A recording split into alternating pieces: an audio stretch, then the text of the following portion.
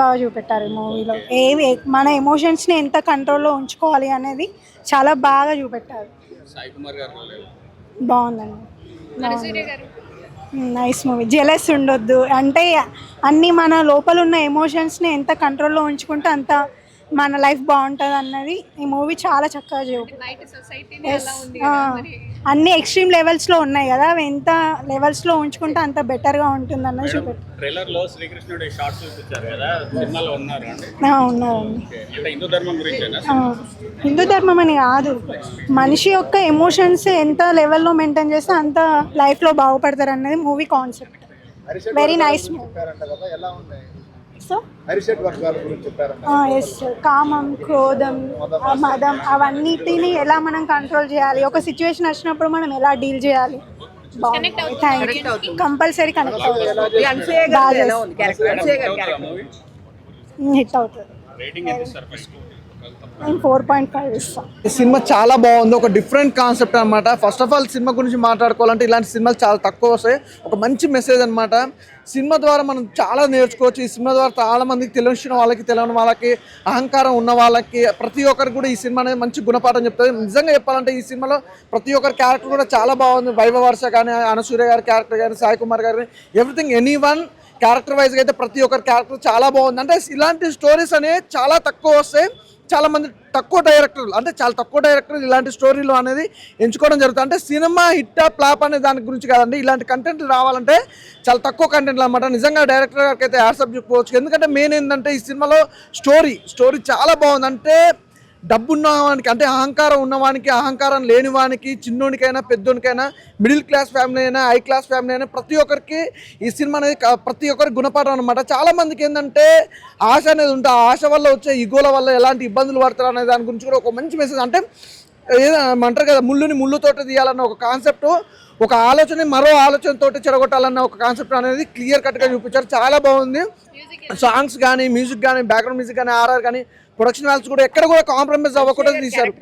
అనసూయ గారి క్యారెక్టర్ ఒక మంచి క్యారెక్టర్ అండి. అంటే ఈ సినిమాలో అనసూయ గారి క్యారెక్టర్ వైజ్గా చూసుకుంటే తను ఇంకా చాలా ఇంపార్టెంట్ క్యారెక్టర్ ఈ సినిమాకి సంబంధించి. అంటే తన క్యారెక్టర్ వైజ్గా వస్తే మాత్రం నిజంగా ఏంటంటే అందం గురించి, అంటే చాలామంది అమ్మాయిలలో ఎలా ఉంటారంటే అహంకారం ఎక్కువ ఉంటుంది. అంటే నాకంటే ఎక్కువ అందంగా ఉండకూడదు, వేరే వాళ్ళ అందంగా ఉంటే వాళ్ళ అందం ఎలా పోగొట్టాలనే ఒక కాన్సెప్ట్ ద్వారా అనసూయ గారి క్యారెక్టర్ వైజ్గా అయితే చాలా బాగుంది.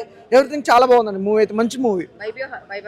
వైభవ హర్ష గారి గురించి చెప్పాలంటే నిజంగా ఈరోజు యూత్ చాలా మంది ఏంటంటే ఫ్యాషన్ అయిపోయింది. ఏంటంటే అమ్మాయిల్ని వాడుకోవాలి, అమ్మాయి మీద ఎక్కువ ఎమోషనల్ కానీ ఎవ్రీథింగ్ ఏదో ఒకటి ఉంటుంది కదా, ఆ ఫీలింగ్ గురించి ఒక అద్భుతంగా కాన్సెప్ట్ అనమాట. అంటే ఉన్న ప్రతి ఒక్కరి క్యారెక్టర్ కూడా ఒక్కొక్క గుణపాఠం అన్నది నేర్పించింది సినిమా ద్వారా అయితే పాఠం. ఆరి సినిమా చూసానంటే చాలా బాగుంది. ఈ సినిమాతో చాలా మంచి మెసేజ్ ఇచ్చారు. ఫస్ట్ హాఫ్ అంతా ఒకలా ఉంటే సెకండ్ హాఫ్ అయితే ఇంకా చాలా ఎక్సలెంట్గా చూపించారు. మనలో ఉండే ఎమోషన్స్ అనేది ఎట్లా బ్యాలెన్స్ చేయాలి అనేదాన్ని ఒక చిన్న పాయింట్తో మన లైఫ్లో చాలా చేంజ్ వస్తుంది అన్న విషయం చాలా క్లియర్గా చూపించారు. ఈ రోజుల్లో అందరూ అదే స్వార్థం అని, ఎవరి ఫ్యామిలీ వాళ్ళని ఆలోచిస్తున్నారు కదా, అది కాకుండా అందరూ సమాజంతో కూడా ఆలోచించాలనేది చాలా మంచి మెసేజ్ ఇచ్చారనమాట. అందరూ దగ్గర ఉన్న థియేటర్స్కి వచ్చి చూడండి. అది అందరూ చిన్న సినిమా అనుకుంటారు కానీ చాలా పెద్ద క్యాస్టింగ్ ఉన్నది ఇందులో. అనసూయ గారి క్యారెక్టర్ కూడా చాలా బాగుంది. ఒక హెయిర్ హోస్టెస్ క్యారెక్టర్గా చేశారనమాట. అందరూ థియేటర్కి వచ్చి చూడండి, బాగుంది.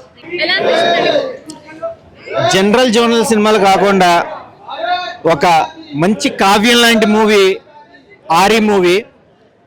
మనం మోటివేషన్ చేసేది ఒకరు చెప్తే మనకు విమర్శిస్తున్నట్టు ఉంటుంది, భగవంతుడి మోటివేషన్ చేస్తే భగవద్గీత విన్నట్టుగా ఉంటుంది.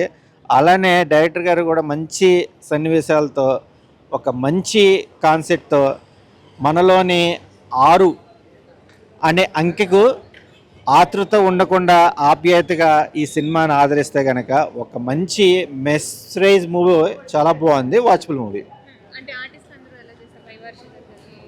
చాలా అద్భుతంగా చేశారు. సాయి కుమార్ గారు ఆయన వాయిస్కే ఒక మంచి బేస్ ఉంటుంది, బట్ ఆయన క్యారెక్టర్కి కంఫర్ట్ రిజల్ట్ అనేది మూవీ చూస్తేనే ఆడియన్స్కి ఆ ఫీల్ అనేది చాలా బాగా రిసీవ్ చేసుకుంటారు. జనరల్గా సినిమాలాగా చెప్పడం కాదు, ఇది ఏంటంటే మనలో తెలియని ఒక తెలుసుకోవాల్సిన కోణాలకు సంబంధించిన సన్నివేశాలు చాలా అద్భుతంగా చూపించారు. Watchful movie. తర్వాత he's a director, I'm an actor. That's a totally different thing. ఏదన్నా చిన్న ఇది లేదంటే కూడా తిట్టేవాడు, ఇలా ఉండాలి అలా ఉండాలి అనేసి అని. So is like my guru. And స్పిరిచువాలిటీలో ఎక్కువ కాన్వర్జేషన్స్ ఉంటాయి మాది. సినిమాల గురించి ఎక్కువ మాట్లాడుకుంటూ ఉంటాం, టెక్నికాలిటీస్ గురించి, డైలాగ్స్ గురించి, స్టోరీ టెల్లింగ్ గురించి, ఎవల్యూషన్, సినిమా ఎవల్యూషన్స్ గురించి, ఇవే మా టాపిక్స్ ఉండడం వల్ల నాకు ఆ ఫ్రీనెస్ ఉండేది. డైరెక్టర్తో నాకు బేసిక్గా నాకు బాగా నచ్చింది ఏంటంటే జేతో ద ఫ్రీడమ్, చేయడానికి ఒక ఫ్రీడమ్, స్పేస్. నువ్వు కుమ్మేసా బ్రో, నువ్వు ఆడుకునేసా బ్రో అని ఇలా ఫ్రీగా వదిలేసేవాడు. అలా వదిలేసేటప్పుడు ఇంత కాన్ఫిడెన్స్ పెట్టుకున్నారా మన పైన, నాకన్నా వీళ్ళకే కాన్ఫిడెన్స్ ఉంది, ఆ కాన్ఫిడెన్స్ని వీళ్ళు ఎక్కడ మనం డిసప్పాయింట్ చేయకూడదు, ప్రొడ్యూసర్ని డిసప్పాయింట్ చేయకూడదు అనేదే నా మైండ్లో తిరిగేది. And that's a beautiful experience with the director. Sai Kumar గారు సార్తో చేసేది ఇట్స్ లైక్ అ బ్లెస్. అది నాకు లాస్ట్ వరకు చెప్పలేదు, జస్ట్ షూట్కి ముందు చెప్పారు, ఇలా ఈయన అనుకుంటున్నాను నేను క్యారెక్టర్ రేపే వస్తున్నారు అనేసి అని. బట్ అది చెప్పే ముందు ఆయన ఏమన్నారంటే, జే you are the top notch, నువ్వు దేవుడివి, నువ్వు ఆ క్యారెక్టర్లో వచ్చేటప్పుడు అందరూ నీకు చిన్నవాళ్లే, ఇది మైండ్లో పెట్టుకొని నువ్వు సెట్లోకి రావాలని చెప్పారనమాట. సో అది ఆయన చెప్పంగానే అది బాగా మైండ్కి ఎక్కిపోయింది. సో అక్కడికి ఆయనతో చేసేటప్పుడు అంతా కూడా అది సరదాగా 2-3 డేస్ జరిగిపోయింది. కానీ సాయి కుమార్ గారితో చేసిన ఆ ప్రభావం షూటింగ్ అయిపోయిన 3 డేస్ తర్వాత 3 డేస్ వరకు వెళ్తుంటే తిరుగుతూనే ఉంది. అంటే దీన్ని ఇంత సర్ప్రైజ్ చేస్తున్నానా, ఆయనతో కలిసి పనిచేయడం అనేది ఆ మూమెంట్లో తెలియలేదు, కానీ చేసిన తర్వాత ఒక 3 డేస్ తర్వాత తెలిసింది. సో అప్పుడు అనిపించింది, ఓ ఇంత ఇంపాక్ట్ ఉండేదేమో, నాకు డైరెక్టర్ హెచ్చరించాడు కాబట్టి డే 1 నుంచి నేను చాలా కంపోజ్డ్గా ఉన్నానేమో అనిపించింది. It's a beautiful experience. Discipline, first thing is discipline. ఇది that's the most important thing. Megastar Chiranjeevi గారు కూడా చెప్పినట్టు ఆయనది కూడా, సార్ది నేను 3 థింగ్స్ ఫాలో చేస్తాను. సార్ ఎప్పుడు అర్ధాకులతో ఉండాలి అంటారు, ఒకటి. రెండోది what to say, discipline, behaviour in the set. That is very very important. Talent అటు ఇటు కూడా ఉండొచ్చు, కానీ బిహేవియర్ అనేది వెరీ ఇంపార్టెంట్. ప్రొడ్యూసర్ని కష్టపెట్టకూడదు. మనం చేస్తున్నప్పుడు ప్రతి వర్క్ యూనో అది మన పనిలాగా, అది మన కాస్ట్ అయితే మనం ఎలా ఎఫెక్టివ్గా చేస్తామో అలా చేస్తే కరెక్ట్గా ఉంటుందని సార్ చెప్పేవాళ్ళు.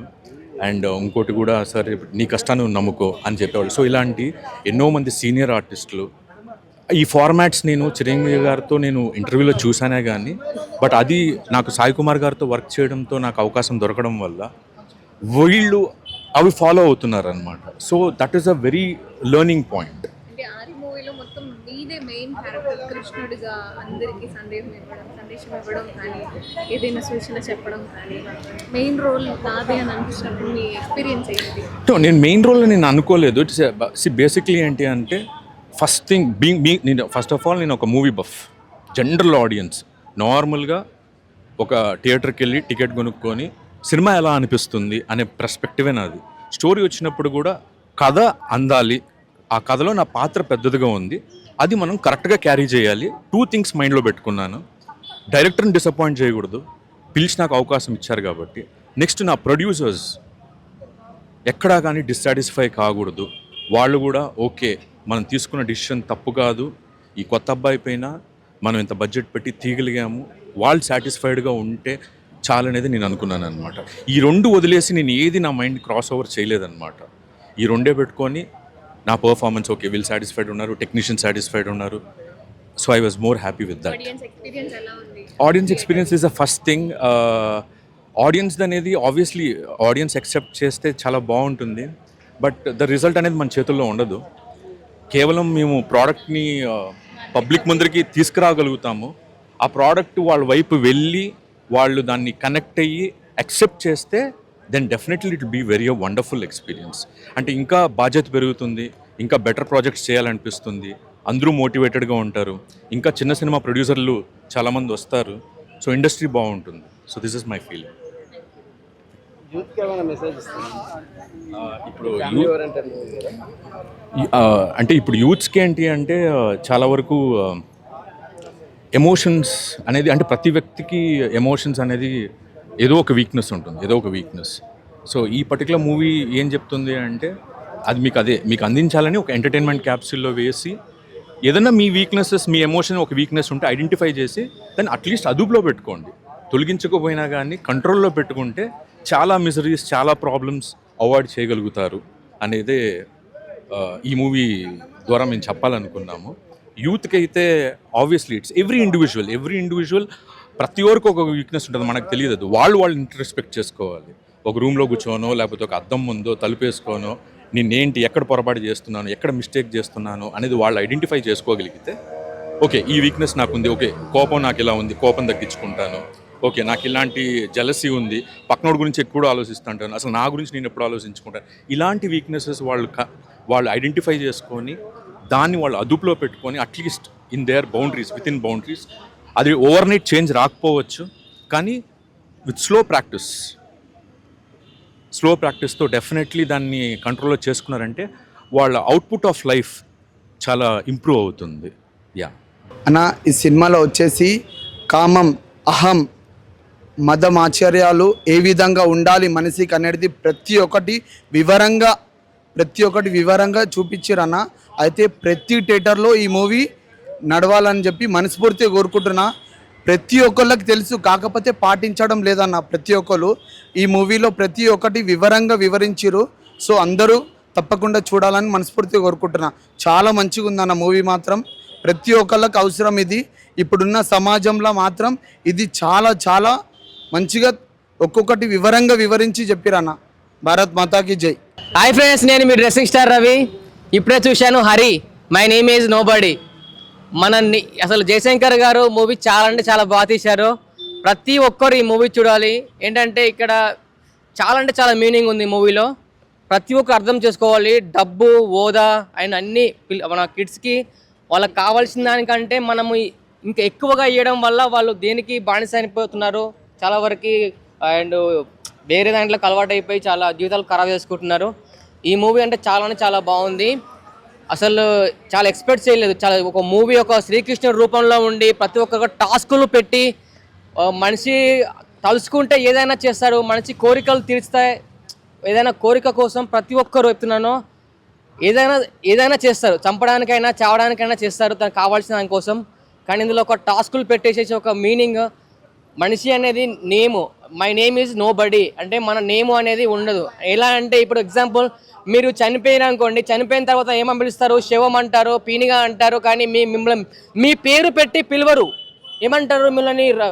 ఎగ్జాంపుల్ రవి చనిపోయారు అనుకోండి, రవిని తీసుకురని అన్నారు, శవాన్ని తీసుకురండి, పీనిగాని తీసుకురని చెప్పి పిలుస్తారు. మీకంటూ పేరు కానీ హోదా కానీ ఇలాంటివి లేవు. కానీ చెప్తున్నా కదా, సినిమా అయితే చాలా అంటే చాలా బాగుంది.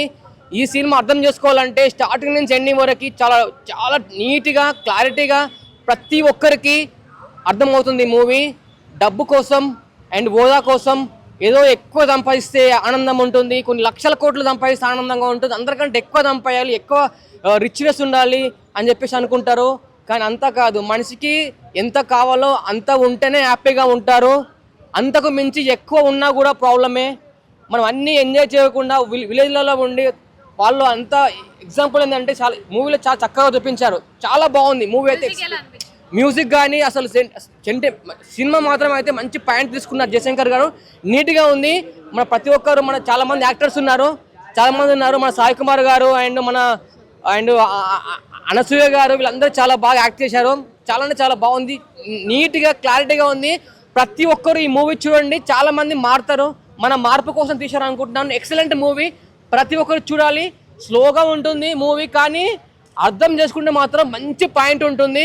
Best movie, excellent. అసలు నాకు చాలా బాగా నచ్చింది. అందరూ మారాలి, అందరూ ఈ మూవీ చూడాలి. డబ్బు అవసరం కాదు, మనకు కావాల్సింది హ్యాపీనెస్ ఉండాలంటే మనకు కావాల్సినంతనే కావాలి.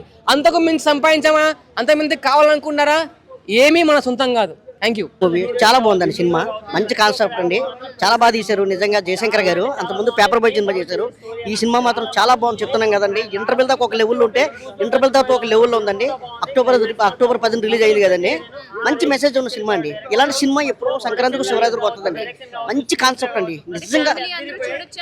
చిన్న పిల్లలు, పెద్దలు, పిల్లకాయలు, పిల్ల జల్ల అందరూ కూడా చూడొచ్చు. ఎందుకంటే ఒక తండ్రి, ఒక కొడుకు, ఒక కూతురు అందరికి కూడా కాన్సెప్ట్ అయిన సినిమా ఆరి. అంటే మ్యూజిక్ ఎలా అనిపించింది? చెప్తున్నాం కదండి, మ్యూజిక్ కూడా సూపర్ అండి, మామూలుగా లేదు. ఇంకా సినిమా మాత్రం చెప్తున్నాం కదా, ఎక్కడ కూడా బోర్ అనిపించదు అసలు, ఎక్కడ కూడా అసలు ఏంది ఈ సినిమా అనిపించింది నాకు, నిజంగా నాకే అనిపించింది. నేను చాలా సినిమాలు చేసిన మీకు తెలుసు, కానీ ఇలాంటి సినిమా మాత్రం ఎప్పుడో వస్తుందండి. ఖచ్చితంగా థియేటర్కి అందరూ వచ్చి ఖచ్చితంగా ఇలాంటి సినిమా చూడాలని మనస్ఫూర్తిగా కోరుకుంటున్నాను.